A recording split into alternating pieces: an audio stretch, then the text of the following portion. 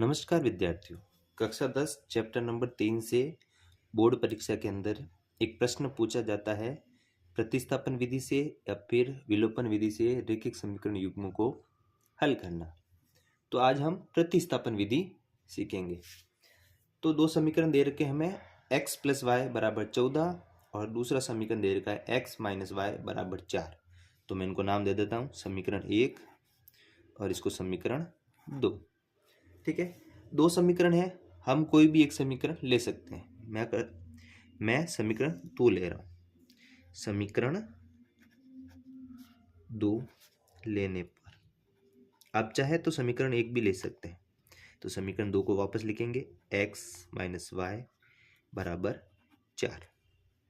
ठीक है, प्रतिस्थापन मतलब एक चर को यहाँ रखना, बाकी सबको उधर प्रतिस्थापित करना। तो मैं क्या करता हूँ, x को यहीं रखता हूँ, बाकी सबको उधर ले जाता हूँ। तो ये x का यहाँ x पड़ा, 4 वहाँ थे, 4 के 4 वापस, ये माइनस का y इधर आया तो प्लस का y। x यहाँ अकेला रह चुका है, इसको मैं नाम देता हूँ समीकरण 3। अब मैंने समीकरण 3 किससे बनाया, समीकरण 2 से, इसलिए समीकरण 3 का मान किसके अंदर रखूंगा, समीकरण 1 में। तो समीकरण 3 से x का मान समीकरण 1 में रखने पर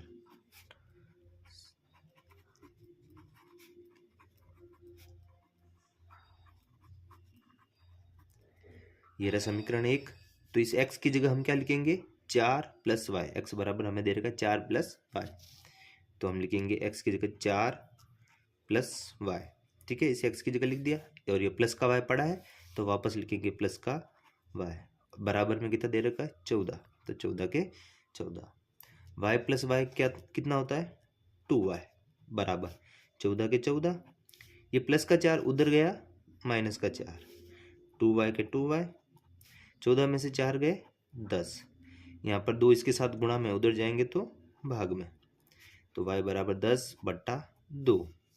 10 के अंदर 2 का भाग कितनी बार चला जाएगा, 5 बार। तो y का मान हमें कितना मिला, 5। ठीक है, अब हमें निकालना है x का मान। ठीक है, तो मैं क्या करूँगा, y का मान किसके अंदर रख दूंगा, समीकरण 3 में। यहाँ y की जगह कितना लिख दूंगा, 5। तो हमें इससे x का मान भी मिल जाएगा। तो क्या करेंगे, y का मान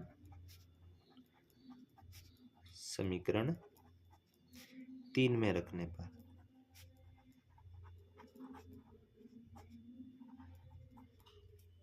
ये रहा समीकरण 3। क्या दे रखा है हमें, x = 4 के 4 प्लस y की जगह कितना लिख देंगे, 5। ठीक है, अब देखो x = 4 + 5 कितने हो जाएंगे, 9। तो x का मान भी हमें कितना मिल चुका है, 9। x का मान भी मिल गया, y का मान भी मिल गया। ठीक है, हमें इन दोनों के ही मान निकालने थे। ये हमारा प्रश्न पूरा हुआ।